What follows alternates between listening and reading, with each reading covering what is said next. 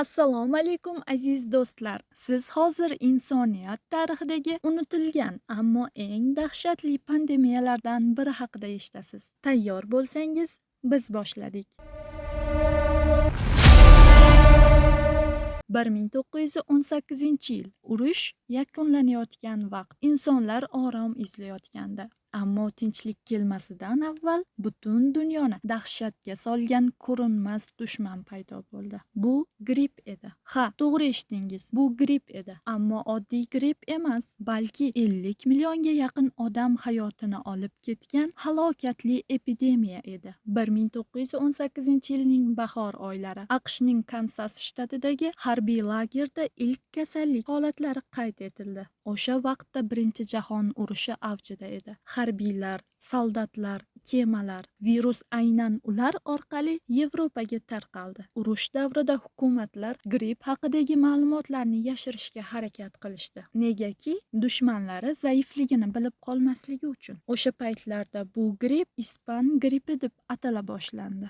Diqqat, savol. Bu gripp nima uchun aynan ispan grippi deb ataldi? Javobi qiziq bo'lsa, videoga hoziroq like bosing hamda bizga obuna bo'ling. Biz esa davom etamiz. Bu kasallik nega aynan ispan grippi deb ataldi? Aslida Ispaniyada virus paydo bo'lmagandi-ku. Faqat Ispaniya urushda qatnashmagani uchun u yerdagi matbuot bemalol kasallik haqida xabar berdi. Shuning uchun butun dunyo bu pandemiyani Ispaniyaga bog'lab qo'ydi.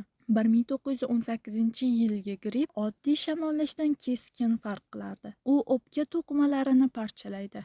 Bemorlarning ko'pchiligi 2 kungacha bardosh bergan, so'ng hayotdan ko'z yumgan. Ayniqsa sog'lom, kuchli yoshlar ko'proq qurbon bo'lishgan. Gripp bir necha oy ichida butun dunyoga tarqaldi. Hindistonda 17 million, AQShda esa 675 ming inson olamdan ko'z yumgan. Hatto Arktika qabilalari orasida ham virus tarqalgan, chunki kemalar har tomonga harakatda edi.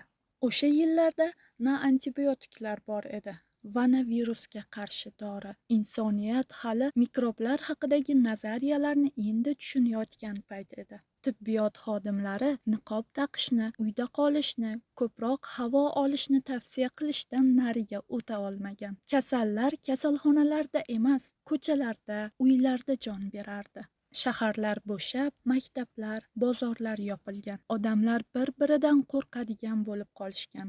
Ayrim joylarda esa jinoyatchilik avj oldi va kasallikdan ko'ra ochlik va yolg'izlik ko'proq insonni o'ldirar edi. Qanday qiyin bo'lmasin, yuraklar yomonlikni yengishga harakat qildi. Pandemiya haqida so'z borar ekan, 21-asr vabosi deya ta'riflangan COVID-19 butun dunyoni larzaga soldi. 100 yildan keyin ham viruslar o'z kuchini yo'qotgani yo'q. Ammo bu safar bizda texnologiya rivojlangan edi. Vaksinalar, tezkor testlar, global hamkorlik va eng muhimi tarixiy saboqlar bo'lgan. Azizlar, bugun siz tarixdagi dahshatli voqealardan birini eshitdingiz.